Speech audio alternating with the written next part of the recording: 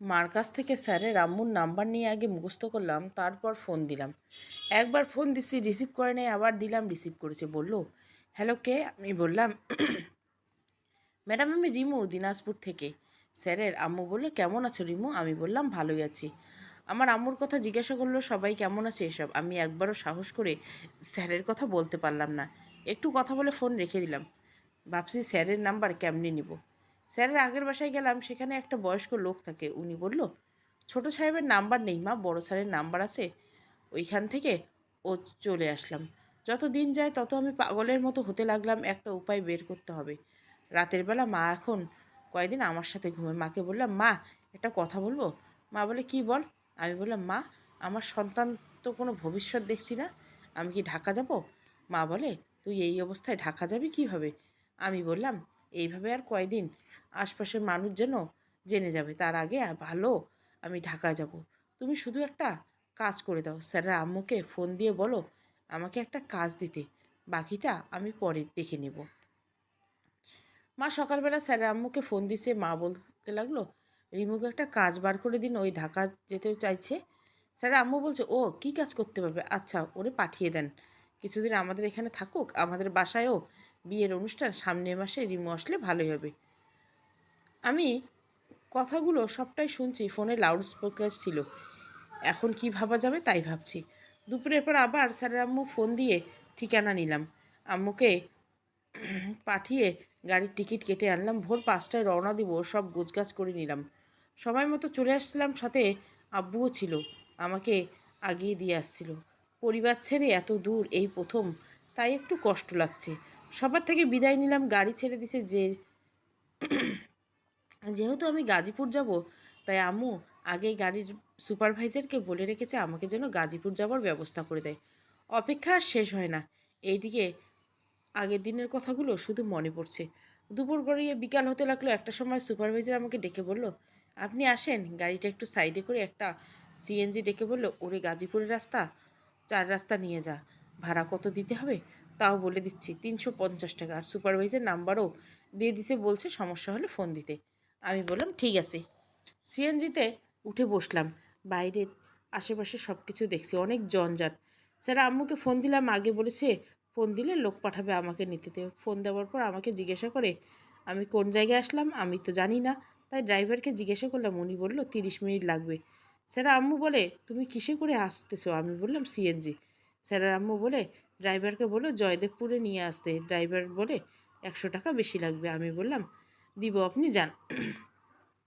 সন্ধ্যা হয়ে গেছে। জয়দেবপুর আসতে স্যার রাম্মু একটা মহিলাকে পাঠালেন আমাকে নিতে। মহিলাটা আমাকে নিয়ে বাসায় ঢুকলো। আমি বিসমিল্লা করে ডান পা দিয়ে বাসায় ঢুকছি। আমাকে নিয়ে সোজা ওই মহিলা রুমে নিয়ে গেছে। একটু পর স্যার রাম্মু আসলো, আমি পায়ে সালাম করলাম। স্যার রাম্মু বলে, রিমু তুমি ফ্রেশ হয়ে রেস্ট নাও, আমি পরে এসে কথা বলবো। আমি গোসল করে ফ্রেশ হয়ে বসে আছি। ওই মহিলা আমাকে খাবার এনে দিচ্ছে। খাবার খেয়ে আমি ওই মহিলাকে জিজ্ঞাসা করলাম, আপনি কি হন বাসার? উনি বলে, তুমি যা আমিও তা। মনে মনে বললাম, মানে কি? উনি বলে, আমি এখানে 4 বছর ধরে কাজ করি, এর ভিতরে কত কাজের লোক আসলো আর গেল, শুধু আমি টিকে থাকলাম। ওই মহিলার কথা শুনে মনে হলো আমাকে এই বাড়িতে কাজের মেয়ে হয়ে থাকতে হবে। নিজের শ্বশুর বাড়িতে 3 মাসের সন্তান নিয়ে কাজের মহিলা হয়ে কাজ করতে হবে, এমন ভাগ্য আর কয়জনের হয়? তবে আমি হ্যাপি যদি মানুষটাকে সামনে দেখতে পাই। রাত 10টার পর স্যারে আম্মু আসলো। বলে, রিমু তুমি কি কাজ করতে পারো? কয়েকদিন থাকো, আমাদের বাসার ভালো কাজ খুঁজে তোমাকে দিব। এতদিন আমাদের বাসায় টুকটাক কাজ করো, সামনে তোমার স্যারের বিয়ে, তখন তো আমরা একা পারবো না, তুমি আসলে ভালো হয়েছে। তোমার বড় স্যারকে বলছি, উনি বললে কি দরকার ছিল এত দূর থেকে মেয়েটাকে ঢাকা আনার। আমি বললাম, ম্যাডাম আমার স্যার কই? স্যার আম্মু বলল, সে এখনও বাসায় ফিরে নেই। আমি বললাম, ম্যাডাম স্যারকে কিছু বলবেন না যে আমি আসছি? ম্যাডাম বলে, আমাকে বলতে হবে না, এমনি দেখতে পাবে। ম্যাডাম বলে, কাল কোনো কাজ করতে হবে না, শুধু সকালে আমাদের জন্য রুটি বানিয়ে দিও। রাতের স্যারের দেখা পেলাম না।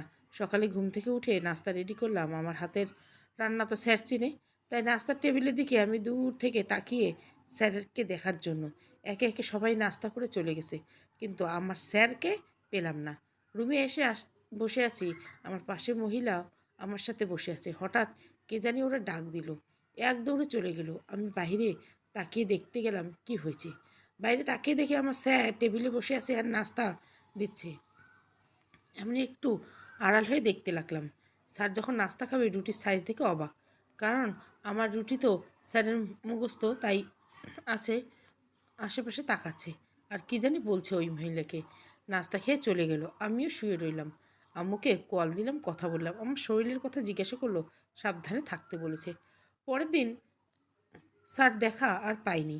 সন্ধ্যায় আমার অনেক জ্বর আসলো, নতুন জায়গায় মানিয়ে নিতে পারিনি, তাই হয়তো জ্বর আসলো। বাইরে যাই না, এদিকে স্যারকে দেখে মনে একটা শান্তি অনুভব করতে পারছি। আমার জ্বর কেউ টের পায়নি প্রথমে। যখন আমার সাথে মহিলা যতবার রুমে আসে ততবার দেখে আমি শুয়ে আছি। এইবার আমার কাছে এসে জিজ্ঞাসা করে, তুমি সারাদিন শুয়ে থাকো কেন? আমি ওনার দিকে তাকিয়ে শুধু বললাম, আমার মাথায় একটু পানি দিয়ে দিবেন। এখন ওই মহিলা আমার কপালে হাত দিয়ে দেখে আমার অনেক জ্বর। ওনার হাত একটু শক্ত ছিল, ওটা শেষ করে রুমে এসে আমার মাথায় পানি দিতে লাগলো। পানি দিয়ে ওই মহিলা স্যারের আম্মুর কাছে গিয়ে বলল, নতুন মেয়েটার অনেক জ্বর আসছে। স্যারের আম্মু বলল, আমাদের রুমে এসে বলো, রিমু তোমার জ্বর, আমাকে তো বলো নাই। আমার গায়ে হাত দিয়ে দেখে অনেক জ্বর, তাই আমার জন্য ওষুধ আনলো। এইদিকে আমি তেমন ওষুধ খাইতে পারি না, বমি হয়, ঠিক মতো খাইতে পারি না। স্যার আম্মু অনেকগুলো ওষুধ নিয়ে আসলো, বলে, রিমু ওগুলো খাও। আমি বললাম, আচ্ছা একটু পরে খেয়ে নিব। মনে মনে বলতে লাগলাম, আমার জীবন গেলে ওষুধ খাবো না, কারণ আমার পেটে এই বংশের প্রদীপ আছে। ওষুধগুলো লুকিয়ে রাখছি, রাতের বেলা জ্বর না নিয়ে না খেয়ে নিঃশক্তি হয়ে পড়ে আছি। আমার সাথে মহিলাটা আমার জন্য অনেক কষ্ট পাচ্ছে। মাঝরাতে ও আমার মাথায় পানি দিচ্ছে। সারা রাত ঘুমাইনি, সকালের দিকে একটু ঘুমাইছি। লুকিয়ে রাখছি, রাতের বেলা জ্বর নিয়ে না খেয়ে নিঃশক্তি হয়ে পড়ে আছি। আমার সাথে মহিলাটা আমার জন্য অনেক কষ্ট করছে, মাঝরাতেও আমার মাথায় পানি দিচ্ছে। সারা রাত ঘুমাইনি, সকালের দিকে একটু ঘুমাইনি আমি। সকালে নাস্তা আজকে আমার সাথে মহিলা রেডি করছে। আজকে মা ছেলে একসাথে নাস্তা খেতে আসলো। নাস্তার আইটেম দেখে স্যার বলে, এক এক দিন এক এক রকম রুটি কেন? স্যারের কথা শুনে আমার সাথে মহিলা বলল, স্যার আজকে আমি রুটি বানাইছি, নতুন মেয়েটার জ্বর। স্যার বলে উঠে, নতুন কাজের লোক আসলো, আমাকে তো কেউ বলেনি। স্যারের আম্মু বলে, তুই এসব জেনে কি করবি? স্যারের আম্মু আমার কথা রাখছে, স্যারকে কিছু বলেনি। সবাই নাস্তা খেয়ে চলে গেল। আমার সাথে মহিলাটি আমার জন্য নাস্তা নিয়ে রুমে আসলো। আমাকে বলে ওঠে, নাস্তা খেয়ে ওষুধ খাও। ওনার কথা শুনে আমি বিছানা থেকে উঠে ফ্রেশ হতে যাব, তখন মাথা ঘুরে পড়ে গেলাম। আমার সাথে জন আনাকে ধরে বিছানায় শুয়ে দিল। সাথে সাথে বাইরে গিয়ে স্যারের আম্মুকে ডেকে আনলো। স্যারের আম্মু আমার অবস্থা দেখে বলল, ওরে ডক্টরের কাছে নিতে হবে। আমি রেডি হয়ে আসি। রোকসানা আমার সাথে মহিলার নাম, তুইও আমার সাথে চল। রোকসানা বলল, ম্যাডাম ছোটো সাহেব তো রুমে আছে, নিয়ে চলেন, সাথে একটা পুরুষ মানুষ থাকলে ভালো হয় না? স্যারের আম্মু বলল, না ওর অফিস আছে, ওরে বলা যাবে না, আমরাই যাব। আমাকে নিয়ে গাজীপুর পপুলার হাসপাতালে নিয়ে গেল। একবার মাথা ঘুরে পড়ে গেছি, তাই আমি যদি পড়ে যাই সেই ভয়ে আমি আমার পেটে হাত রাখছি, যাতে স্যারের আমানত নষ্ট না হয়। আমার পেটে বারবার হাত নেওয়াতে সবাই মনে করছে আমি পড়ে গিয়ে পেটে ব্যথা পাইছি, তাই ডাক্তার পেট চেক আপ করালো। চেক আপে আমার পেটের বেবি এটা ডক্টর বুঝতে পারছে। নার্সকে দিয়ে স্যারের আম্মুকে খবর দিল। স্যারের আম্মু আসলো, ডক্টর বলেছে, আপনার পেশেন্ট এমন অবস্থা, আপনার খেয়াল রাখবেন না, ওর শরীর দুর্বল হয়ে গেছে, এমন হলে ওর বাচ্চার সমস্যা হবে। ওর বাচ্চার বয়স 3 মাস প্লাস হয়ে গেছে, ওরে স্যালাইন দিতে হবে, আর স্যালাইন বাসায়ও দিতে পারবেন। স্যারের আম্মু ডক্টরের কথা শুনে আমার কাছে এসে বলে, রিমু তোমার পেটে বাচ্চা, তুমি একবারও আমাকে বললে না কেন? আমরা 4 মাস আগে তোমাকে দেখে আসলাম, তখন তো তোমার বিয়ে হয়নি, তাহলে কবে বিয়ে করলে? আমি বললাম, ম্যাডাম আপনারা চলে আসার পর আমার বিয়ে হয়েছে। স্যার আম্মু বলে, আমাকে কেন এতদিন বলনি? আমি মাথা নিচু করে চুপ করে আছি। ম্যাডাম আমাকে জিজ্ঞাসা করে, তোমার জামাই কই? আমি বললাম, আমার জামাই আমাকে ছেড়ে চলে গেছে, তাই তো এতদিন কিছু বলি নাই। সবাই বাচ্চাটা নষ্ট করতে চাইছে, আমি দেইনি। আপনারা দয়া করে ম্যাডাম আমার বাচ্চাটাকে পৃথিবীতে আসতে দিন। ম্যাডাম আমার আর কেউ নেই। আমি ম্যাডামের হাত ধরে কান্না করতে লাগলাম, এসব বলতে লাগলাম। স্যারের আম্মু আমাকে বলে, ঠিক আছে বাসায় চলো, আর ডাক্তারকে বলো কি স্যালাইন দিবা লিখে দিন, বাসায় গিয়ে কোনো নার্সকে দিয়ে দিয়ে দিব। আমরা বাসায় চলে আসলাম। স্যারের আম্মু আমার উপর অনেকটা রাগ, আমার জন্য তাদের সমস্যা আছে। রাগ হলেও আমার সেবা রাগ করছে, আমার দিকে লক্ষ্য রাখছে। 4 দিন পর আমি আগের মতো সুস্থ হয়ে গেছি, একটু একটু কাজও করছি মনে মনে। আমার বাচ্চার আব্বুকেও খুঁজছি, কোথাও দেখি না ব্যাটারে। সকাল থেকে সন্ধ্যা হয়ে গেলে ওই ব্যাটার কোনো ছায়াও দেখতে পেলাম না। কাউকে জিজ্ঞাসা করতে পারি না। শুয়ে আছি আমি আর রোকসানা আন্টি। এখন থেকে ওনাকে আন্টি করে রাখি। দুজনে কথা বলছি, আন্টি বারবার জিজ্ঞাসা করে আমার জামাইয়ের ব্যাপারে, আর আমার জামাইকে গালি দেয়। আমার সামনে আমার জামাইকে গালি দিচ্ছে, আমার খারাপ লাগছে। তাই কথা ঘুরিয়ে বললাম, আন্টি সকালে আমি নাস্তা বানাবো, কিন্তু কয়জনের জন্য বানাবো? আন্টি বলে, বাসায় লোক কম, তুমি তো বাসায় সবাইকে এখনও দেখোই নেই। আমি বললাম, দেখিনি। আন্টি বলল, দুইজন চারজনের জন্য রুটি বানাবে। আমি বললাম, দুইজন চারজন ক্যাটা ক্যাটা? আন্টি বলল, তুমি আমি ম্যাডাম আর বড় স্যার। মনে মনে বললাম, আমার ব্যাটার নাম নাই কেন, গেল কই সে? আমি আবার আন্টিকে বললাম, দুইজন তিনজন পাঁচজন, চারজন না। আন্টি বলে, ছোট স্যার বাসায় নেই, উনি চিটাঙ্গাঙে গেছে তার বড় ভাই আর ভাবির কাছে। তারা 2 দিন পর আসবে, আর সামনের মাসে স্যারের বিয়ে যে মেয়ের সাথে, সেই মেয়েও আসবে। আন্টির মুখে এসব শুনে মনটা কেমন জানি করে উঠল। এতদিন হয়ে গেল স্যারের ফ্যামিলিতে কে কে আছে এটাও জানতে পারলাম না। আর স্যার কি সত্যি বিয়ে করবে? নানান ভাবনা। হঠাৎ মনে হলো, যে মেয়েটা দিনাজপুর গেছিল, স্যারের বউ বলেছিল তার সাথে তো বিয়ে, তাহলে ওই মেয়ে তো আমাকে চেনে। এখন তো স্যারের থেকে নিজেকে লুকিয়ে রাখতে পারবো না। হাইব্রিড জাতের মেয়ে আমার 12টা বাজিয়ে দিবে। তাই সিদ্ধান্ত নিলাম, স্যারের সামনে আমাকে যাইতেই। একটার পর একটা সমস্যা লেগেই আছে। আর আবার হাইব্রিড মেয়েটা এখানে আসবে, বাড়ির সবার সাথে মিললেও হাইব্রিডের সাথে আমার মিলবে না।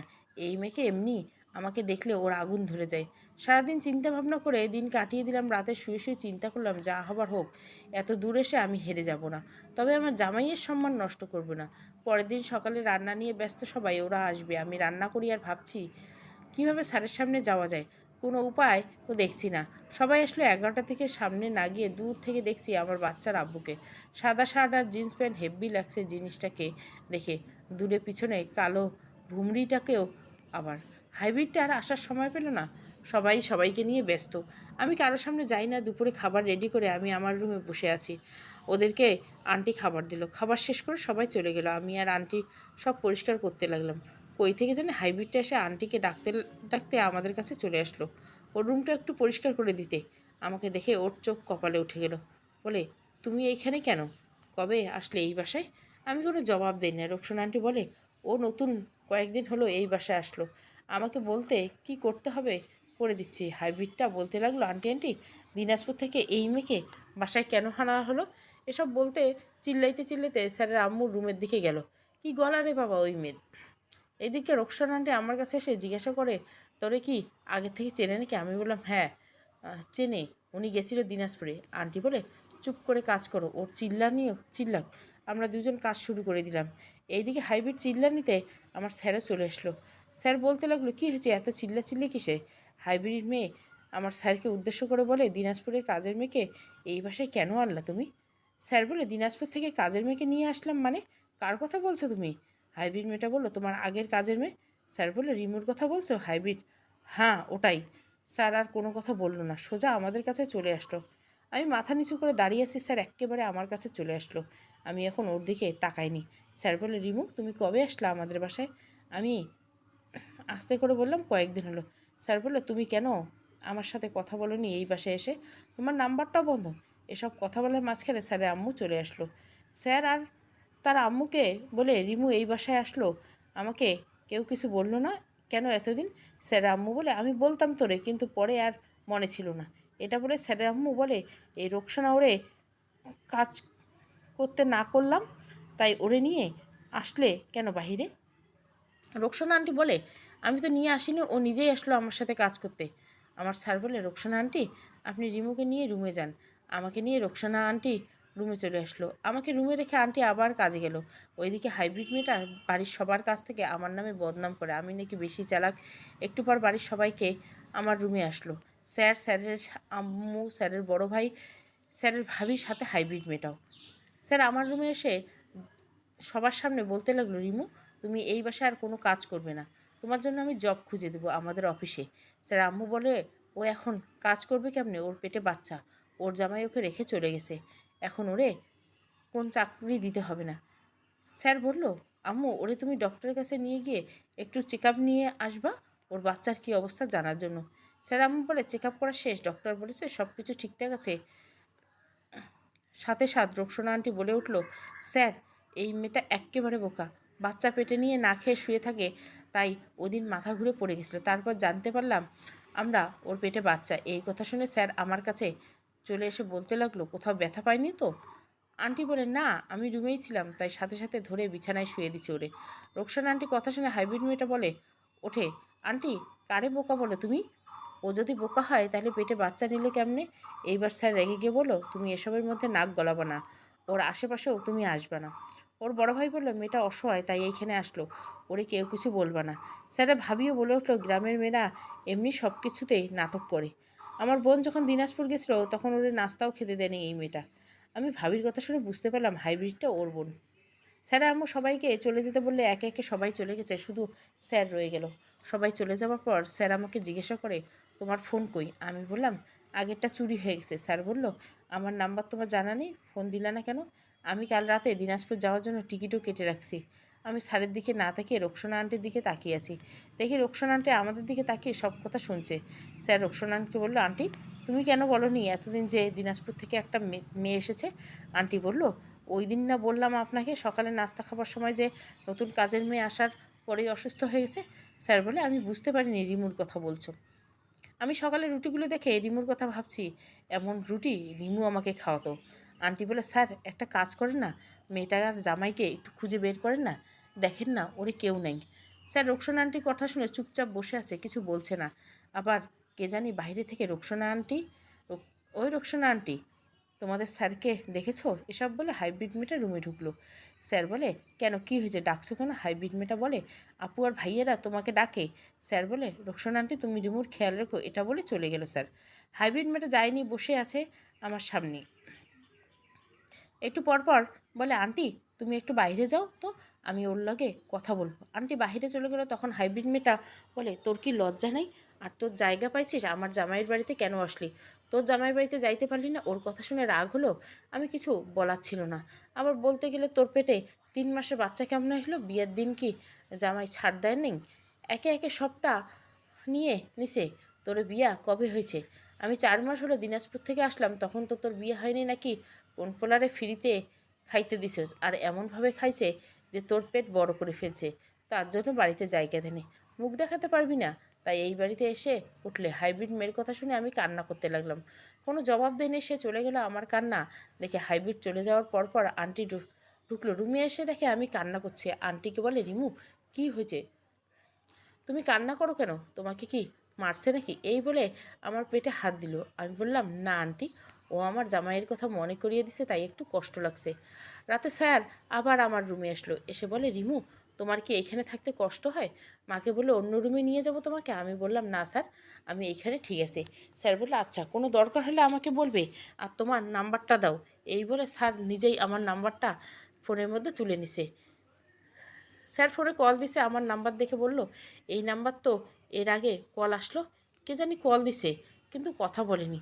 ফোন আমার কাছে না ভাবির কাছে ছিল। আমি আমার ফোনটা হাতে নিয়ে দেখি ডায়াল করে 2বার লেখা। আমি স্যারকে বললাম, নতুন ফোন নিবার সময় আপনার নাম্বার মনে ছিল না, শুধু কয়েকটা নাম্বার মনে ছিল, তাই এমনি আন্দাজে উপরের নাম্বার তুলে কল দিয়েছিলাম, কিন্তু মহিলা রিসিভ করছিল, তাই কথা না বলে কেটে দিছি। একটু পর আবার কল দিচ্ছে, ভয়ে কল ধরিনি। স্যার বললো, তখন আমি কল দিছিলাম। স্যারের নাম্বার নিয়ে চলে গেছে। আমরা ঘুমিয়ে পড়ছি। সকালে নাস্তা রেডি করিনি, শুয়ে আছি। স্যার আমাকে মেসেজ দিছে, নাস্তা খাবা কখন? তোমার সাথে অনেক দিন হলো একসাথে নাস্তা খাই না। আমি বললাম, খেয়ে নিন নাস্তা, এটা দিনাজপুর না গাজীপুর। স্যার ইমোজি দিল একটা, আমিও দিলাম এটা। স্যার নাস্তা খেয়ে রুমে চলে গেল। আমি শুয়ে আছি, খিদে পেয়েছে, কিন্তু আন্টি এখনও নাস্তা নিয়ে আসেনি। একটু পর আবার মেসেজ আসলো স্যারের, নাস্তা খেয়ে নিও, আমি অফিসে চলে যাব। স্যারের মেসেজ দেখে আমি একটা ইমোজি দিলাম। তারপর কোনো রিপ্লাই আসলো না। এখন শুয়ে আছি। 20 মিনিট পর রুমের দরজা খোলার শব্দ পেয়ে এলাম, ভাবলাম আন্টি আসলো, কিন্তু না, হাইব্রিডটা আসলো। এসে বলে, তোর ফোনটা দে তো। আমি বললাম, কেন? হাইব্রিড বলে, দিতে বলছি দে। ও জোর করে আমার হাত থেকে ফোনটা নিয়ে গেল। ফোন হাতে থেকে নিয়ে ওর ফোনে আর আমার ফোন মিলিয়ে কী যেন দেখছি। আমার কাছে এসে বলে, তুই আমার জামাইয়ের সাথে মেসেজে কী কথা বলোস? একটু আগে আমার জামাই ফোন হাতে নিয়ে হাসি দিল আমার সামনে, তাই সন্দেহ হলো সে গোসল করতে গেছে। এই ফাঁকে আমি ওর মেসেজ পড়ে আমার ফোন নিয়ে দিয়ে ছবি তুলে আনছি। মেসেজটা পড়ে সন্দেহ তোর উপরে ছিল, তাই দৌড়ে তোর কাছে আসলাম। সত্যি কথা বল রিমু, তোর সাথে ওর কোনো সম্পর্ক আছে? আমি বললাম, সে বারবার আমাকে জিজ্ঞাসা করতে লাগলো, সত্যি করে বল। আমি বললাম না। আবার বলে, তোর পেটে না সন্তান, পেটে সন্তান দিয়ে বল, সম্পর্ক আছে কি না বল। আবার বলে উঠলো, তোর পেটে না 3 মাসের সন্তান, সত্যি করে বল রিমু, এ বাচ্চা কার, কি হলো বল, চুপ করে আছো কেন? আমি চুপ করে আছে। হাইব্রিড মেয়েটা ওর হাত দিয়ে আমার পেটটা রেখে বলে, তোর সন্তানের কসম দিলে বল, এই বাচ্চা আমার জামাইয়ের না তো? এইবার আমি আর চুপ করে থাকি নাই, বললাম, আর একবার তুমি স্যারকে তোমার জামাই বলে ডাকবে না। বিয়ে করা জামাইকে জামাই বলে ডাকতে পারবো না? আর বিয়ে না করে জামাই জামাই করে কেন? হ্যাঁ, আর কোনোদিন স্যারকে জামাই বলবা না। আমার কথা শুনে হাইব্রিডটা রেগে আমাকে একটা চড় মারলো। বলে, রাস্তার মেয়ের কত বড় সাহস এই বাড়ি থেকে আমার উপরে কথা বলিস? আমি গালে হাত দিয়ে বসে আছি। হাইব্রিড মেয়েটা আমাকে বলে, তুই এই বাচ্চা নষ্ট কর, যত টাকা লাগে আমি দেবো। এই বলে আমার পেটে হাত দিয়ে আসলো। আমি সোজা হয়ে ওরা ধাক্কা দিয়ে ফেলে দিয়ে রোকসানা আন্টিকে ডাক দিলাম। আন্টি দৌড়ে এসে বলে, কী হয়েছে? আন্টি রুমে এসে হাইব্রিড মেয়েটার হাতে মাঝে রুটি বানানো বেলুন নিয়ে দাঁড়িয়েছে। এসব দেখে আন্টি বলে, কী হয়েছে রে রিমু? আমি আন্টিকে বললাম, ওই মেয়ে আমার বাচ্চা নষ্ট করতে চায়। এটা শুনে আন্টি রেগে গিয়ে বলে, আপা আপনি এই কাজ কেন করতে চাইছিলেন? আমি এখন সবাইকে ডেকে আনবো। আপনি প্রথম থেকে রিমুকে দেখতে পারেন না, আবার এখন ওর বাচ্চা নষ্টের জন্য ওরা মারতে আসছেন। ওর গায়ে আবার একটা হাত দিলে কিন্তু ভালো হবে না। আপনি এই রুমে আর আসবেন না। আন্টির কথা শুনে হাইব্রিড মেয়েটা বলে, রোকসানা আন্টি আপনি ওরে জিজ্ঞাসা করুন ওর পেটে বাচ্চাটা কার। আন্টি বলে, কার আবার? ওর জামাইয়ের। হাইব্রিড বলে, ওর জামাইকে সেটা তুমি জানো? রোকসানা আন্টি বলে, না তো, ওর জামাই নাকি ওরে ছেড়ে চলে গেছে। এইবার হাইব্রিড মেয়েটা বলে, ওর জামাই ওরে ছেড়ে যায় নাই, ওর পেটে তোমাদের ছোট্ট স্যারের বাচ্চা, যার সাথে কয়েকদিন পর আমার বিয়ে। এইবার রোকসানা আন্টি আমার কাছে এসে বলে, কী রে রিমু, কথাগুলো কি সত্যি? আমি বললাম, হ্যাঁ আন্টি, স্যার আর আমার বিয়ে হয়েছিল। রোকসানারে রুমের দরজা লাগিয়ে দিল। বলল, রিমু তুই কি করলে? এটা স্যারের বাচ্চা তোর পেটে, এটা কি স্যার জানে? আমি বললাম, হ্যাঁ জানি। তখনই হাইব্রিড মেয়েটা বলে, সত্যি করে বল, তোদের বিয়ে হয়েছিল নাকি? আমার মনে হয় নাই বিয়ে হয়েছে, গ্রামের মেয়ে তো বেশি চালাক। তুই স্যারের বাসায় রান্না করতে গিয়ে সব খুলে মনে হয় স্যারের সামনে গেছিলি, বেটা মানুষ খাবার দেখলে খাইতেই চাইবো, এটা ওর স্বভাব। তাই বলে তুই তার মাসিকের সময়ও খাইতে দিছিস কেন? জানতে না তুই বাচ্চা হয়ে যাবে? তারপরেও কেন খেলতে গেছিস? ও টাকাগুলো ছেলে পাঠাইছিস তো, তাই ঠিক মতো নিয়ে পাগল করে বাচ্চা দিয়ে নিছত। আর এখন এই বাসায় আসলে বাচ্চার অধিকার আদায় করতে? আমি তা হতে দিব না। রোকসানা আন্টির সামনে আমাকে ওই মেয়েটা বাজে বাজেভাবে কথা বলতে লাগলো। আন্টিও চুপ করে আছে। হাইব্রিড মেয়েটা আন্টিকে বলে, রোকসানা আন্টি তুমি ওরে বলো বাচ্চা নষ্ট করতে, যত টাকা লাগে আমি দেবো। যদি না করে ওরে কেমনে কী করতে হবে সেটা আমি ভালো করে জানি। ওরে আমি না পেলে কারো হতে দিব না। এইসব বলে সে চলে গেছে। আন্টি আমাকে বলে, সত্যি করে বলতো রিমু, তোদের কেমনে কী হয়েছে? আমি আন্টিকে বললাম, সত্যি আন্টি আমাদের বিয়ে হয়েছে, আর এই বাচ্চা অবৈধ না, এই বাচ্চা এই পরিবারে। আন্টি বলে, তোর যে বিয়ে হয়েছে তোর কাছে কোনো কাগজ বা? আমি বললাম, রেজিস্ট্রেশন নাম্বার আমার আগের ফোনে সেভ করা ছিল, এখন ফোনটা চুরি হয়ে গেছে। আন্টি মাথায় হাত দিয়ে বসে পড়লো। কী করলো রিমু এখন? কেমনে কী করবি? তোর জামাইয়ের তো আগে বিয়ে ঠিকঠাক, আর বড় স্যার যে রাগী, যদি জানতে পারে তোরে আর এই পৃথিবীতে রাখবো না। আচ্ছা রিমু, স্যার কি তোরে চায়? আমি বললাম, মনে হয় চাই, তা না হলে এই বাড়িতে থাকতে দিত না। আন্টি বলে, স্যার যদি বিয়ে অস্বীকার করে? আমি বললাম, স্যার যদি অস্বীকার করে আমি হাসতে হাসতে চলে যাব এখান থেকে, আর জীবনেও দিয়ে হলো এই পৃথিবীতে বাচ্চা আনবো কারো অধিকার ছাড়াই, তবে মনে হয় না করবে না। আন্টি বলে, তারপরও বলা যায় না, বেটা মানুষের মন পাল্টে যেতে সময় লাগে না। আমি আন্টিকে বললাম, আন্টি ওই মেয়ে কি আবার বাসায় সবাইকে বলে দিবে নাকি? তাহলে তো আমার সমস্যা হবে। আন্টি বলে, মনে হয় না বলবে, কারণ যদি বলে ওরই বিয়েটাই হবে না, সেই ভয়ে কাউকে জানাবে না মনে হয়। অনেক চিন্তা ভাবনা করে আন্টি বলে, তুই চিন্তা করিস না, আমি তোর সাথে আছি। স্যার যদি তোরে না মানে আমি তোরে নিয়ে থানায় যাব, সবার সামনে কেস করব, আমরা এই বাসা থেকে চলে যাব, বাইরে গিয়ে রুম নেব, আমি কাজ করব, তুই বাসায় থাকবি, তোর বাচ্চা পৃথিবীতে আসবি। একটু সাহস পেলাম। ফোনটা হাতে নিয়ে স্যারকে মেসেজ দিলাম, আপনি বাসায় আসবেন কখন? স্যার রিপ্লাই দিল, রাতে আসবো। অনেক মিস করো আমাকে তাই না রিমু? আমি রিপ্লাই দিলাম, শুধু আমি না, সাথে আরও একজন, আমাদের বেবি। স্যার বলল, তুমি সাবধানে থেকো, কাল সকালে আব্বু আম্মু ভাবি ভাইয়া সবাই চিটাঙ্গা যাবে, আসবে 2 দিন পর, তখন তোমাকে নিয়ে আমি নিজে ডাক্তারের কাছে যাব। আমি বললাম, আমার তো মেইন ডক্টর আপনি স্যার।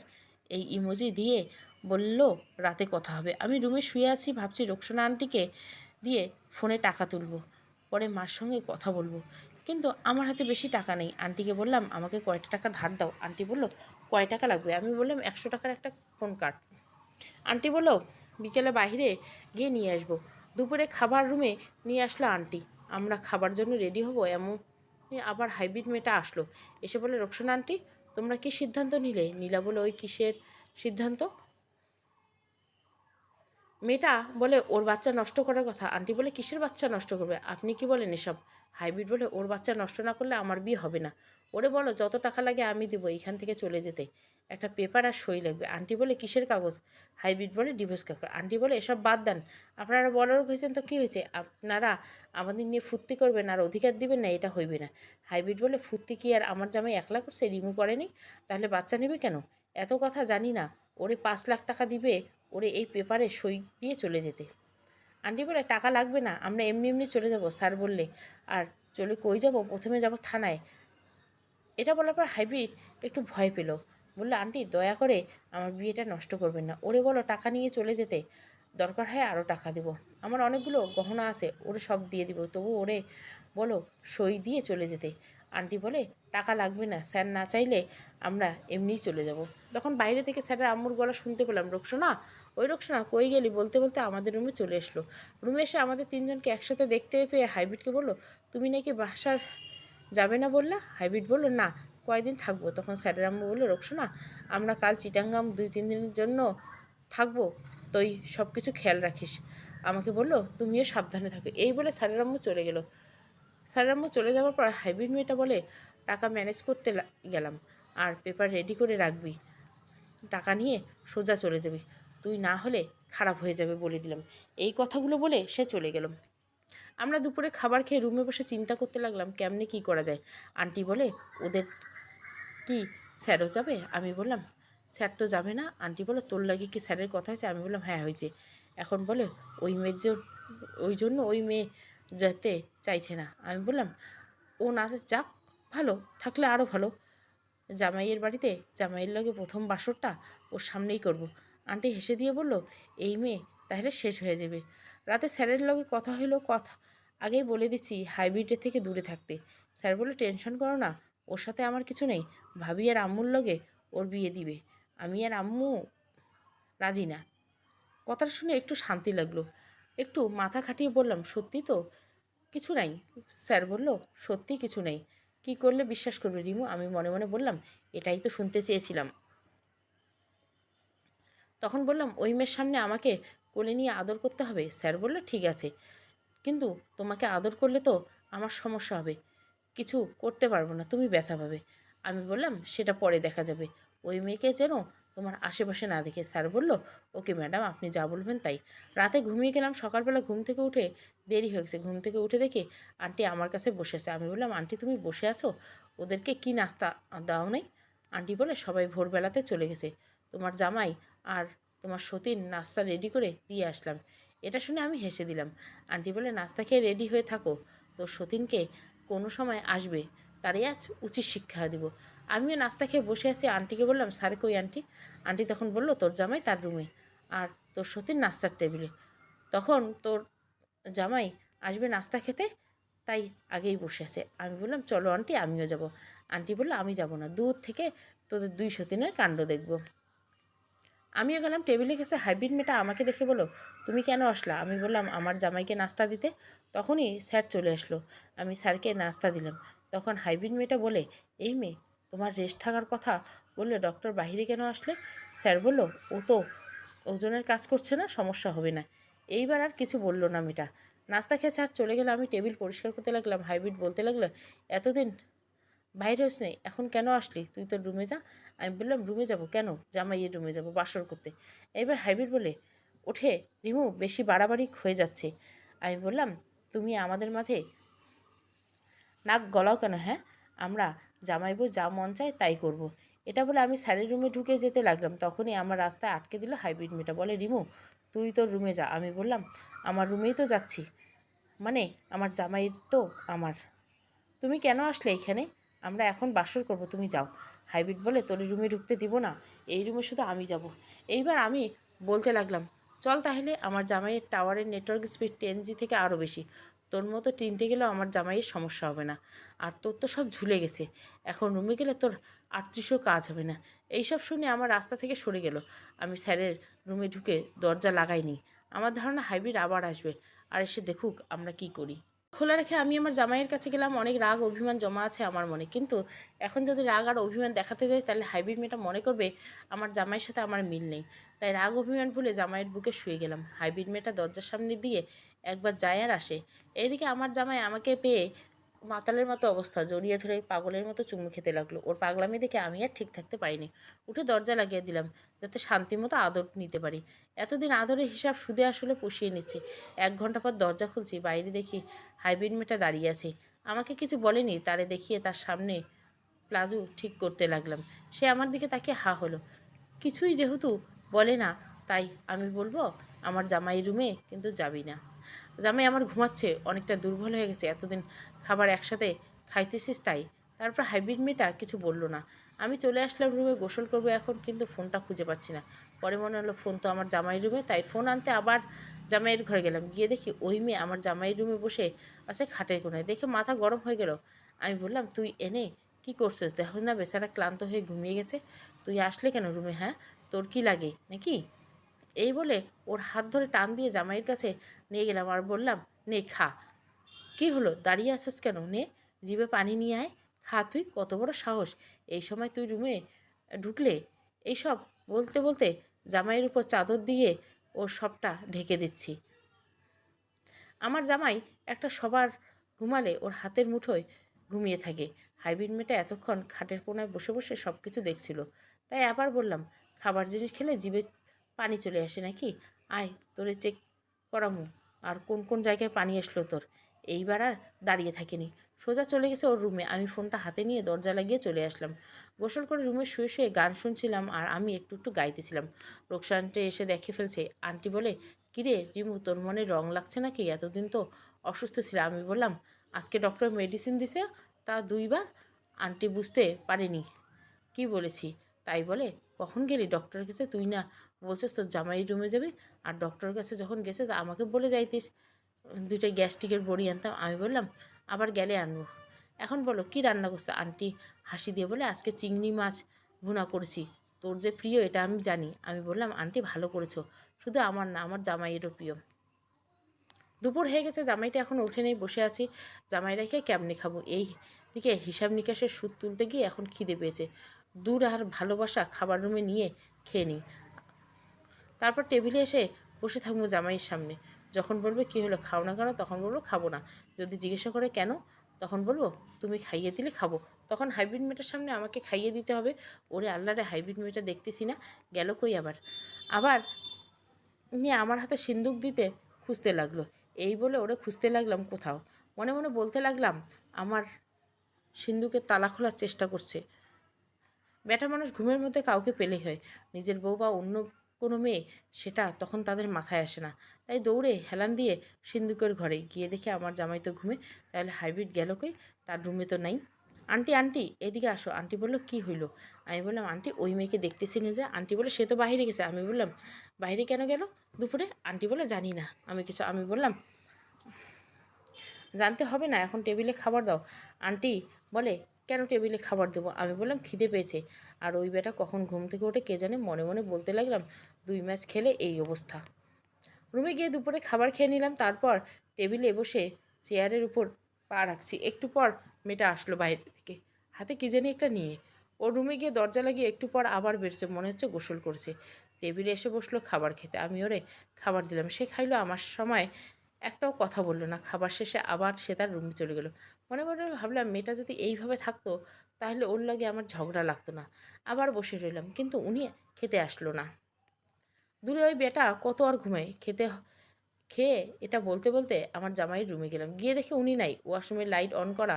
বুঝতে পারছি গোসল করতে গেছে। আমিও রুম থেকে বের হয়ে খাবার রেডি করে টেবিলে স্যার আসলো খাবার খেতে। আমি বসলাম অল্প একটু নিয়ে।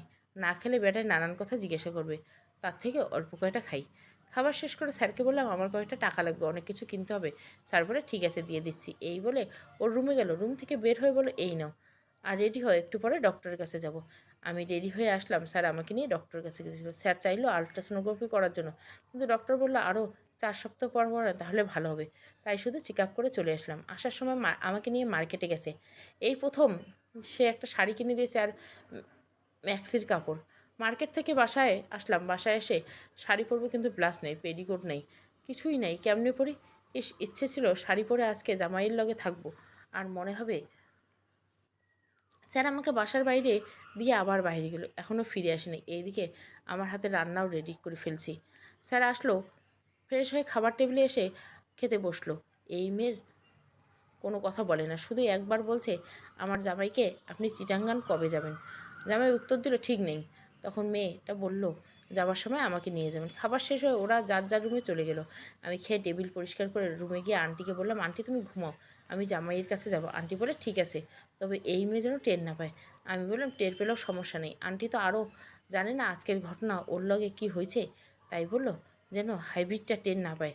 শাড়িটা হাতে নিয়ে রুম থেকে বের হলাম, জামাইয়ের রুমে যাব। যাওয়ার সময় ওই মেয়ে দেখেছে আমি স্যারের রুমে গেছি, কিছু বলেনি। রুমে ঢুকে পরনে কাপড় খুঁড়ে শাড়ি, ব্লাউজ, পেটিকোট ছাড়াই পরছি। নতুন শাড়ি পরাতে জামাই আদর করতে একটু সমস্যা ছিল, তাই আর দেরি না করে শাড়ি খুলে ফেলছি। এইবার কোনো ঝামেলা নেই। আজকে কেন জানি না আমারও আর দেরি না করে একেবারে শেষ করলাম। তারপর ওর বুকে শুয়ে আছি। জানতে চাইলাম কবে পাবো আমাদের অধিকার। স্যার বলে আমাদের মানে? আমি কি আরও বিয়ে করছি নাকি? আমি বললাম আরে বেকুব, আমাদের বলতে আমি আর আমার পেটের বাচ্চা। স্যার বলে ও, আমি তো ভয় পেয়েছিলাম। আমি বললাম ভয় কেন, বিয়ে কি আরও করেছো নাকি? স্যার বললে দূর কী যে বলো, আমার কথায় উত্তর দাও, কবে পাবো অধিকার? তখন স্যার বলল এই মুহূর্তে বিয়ের কথা বলা যাবে না, কারণ আব্বু চিটাঙ্গাং থেকে বড় ভাইকে ওইখানে জায়গা রেজিস্ট্রি করে দিতে পারে। তার মাঝে আমার পালা, মাঝে ঝামেলা হয়, তাহলে কিছুই পাবো না। তুমি আর কিছুদিন অপেক্ষা করো। আমি ওর বুকে শুয়ে কান্না করছি। সে বলে কি হলো, কান্না করো কেন, আমি তো আছি। এই বলে শক্ত করে জড়িয়ে ধরলো, আমাকে আদর করতে লাগলো। তারপর থেকে অনেকবার হয়েছে আমার নারীত্বের প্রথম সুখ আজকেই পেলাম। যেদিন বিয়ে হয়েছে সেই দিন থেকে টেনশানে ছিলাম স্যারের বলে, আমারও তেমন একটা হয়নি, কিন্তু আজকে আমার মনের মতো করে নিছি সব। স্যারের রুমে গোসল করে সকাল সকাল বের হয়ে গেছি রুম থেকে। আন্টি রান্না করছে, আমি গিয়ে ঘুমাইছি। রাতে তো ঘুমাতে পারিনি, তাই নাস্তা খেয়ে ঘুমাচ্ছি। দুপুরের আগে আন্টি আমাকে ডেকে বলে তোর জামাইয়ের লাগে ওই মেয়ে কী করছে জানি, ঝগড়া করছে। এটা শুনে দৌড়ে গেলাম জামাইয়ের রুমে। গিয়ে দেখি রুমের কিছু জিনিস মেঝেতে পড়ে আছে। আমি জিজ্ঞাসা করলাম কী হয়েছে? স্যার কিছু বলে না। তুমি আসলে কেন ঘুম থেকে ওঠে? আমি বললাম কী হয়েছে জিজ্ঞাসা করলাম, না বললে কিন্তু খবর আছে। স্যার কোনো কথা না বলে চলে গেল। পিছনে পিছনে ওই মেয়ে যেতে লাগলো। আমি হাত বাড়িয়ে ওর চুল ধরলাম। এই তুই কই যাস? কি হয়েছে জানতে চাইলাম না কেন? আমার হাতের টান করে ওর চুলে লাগতে এসে পড়ে গেল, আর ওর হাত থেকে টিভির রিমোটটা ছিল, ওটা দিয়ে আমার পেটে বারবার ঢিল মারছে। চলবে রিমোট জয় দ্বিতীয় পর্ব। ভালো লাগলে অবশ্যই লাইক, শেয়ার এবং সাবস্ক্রাইব করবেন। Thank you for watching.